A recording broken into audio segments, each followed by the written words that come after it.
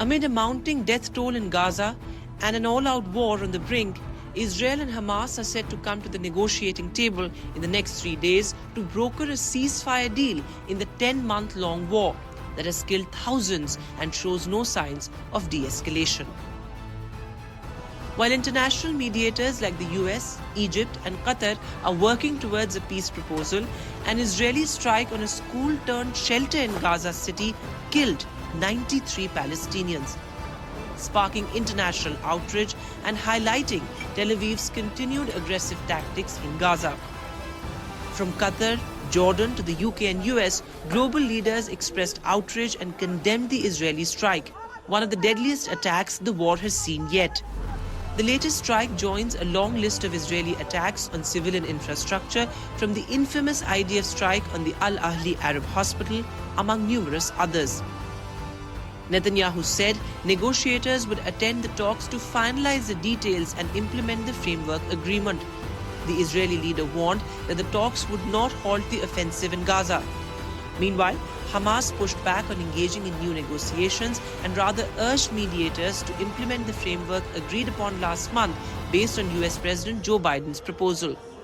The two parties are to meet for negotiations on August the 15th in either Cairo or Doha to broker a ceasefire and hostage release deal. If the talks do take place later this week, it would mark the first time that Hamas will head into talks with Gaza leader Yahya Sinwar at the helm after Ismail Haniyeh, the group's leader and top negotiator, was killed in Iran earlier this month. Meanwhile, on the ground, protests continue in the West Bank and within Israel, calling for ceasefire. الرسالة اللي لازم توصل للعالم، عالم مبنج، عالم مش متحرك، انه لايمتى بدها تضل الحرب، لايمتى اسرائيل بدها تضل تمارس سياسة الاجرام والذبح والقتل والعالم بتفرج. Time for a deal is always. There's no question about it. The negotiators care about lives. They care about human lives. Like, we know Hamas. Hamas cares nothing about lives.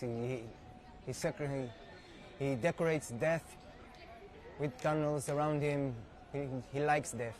The problem is that our government, that's supposed to care about life, is playing the same game as Hamas. It looks like who kills more, Hamas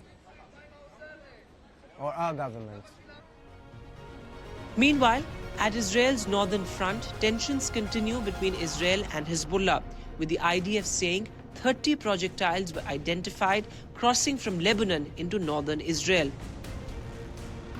International diplomats are now rushing to put together a truce proposal that could help calm soaring tensions in the region following the assassination of Hamas chief Haniyeh in Tehran and a senior Hezbollah commander in Beirut.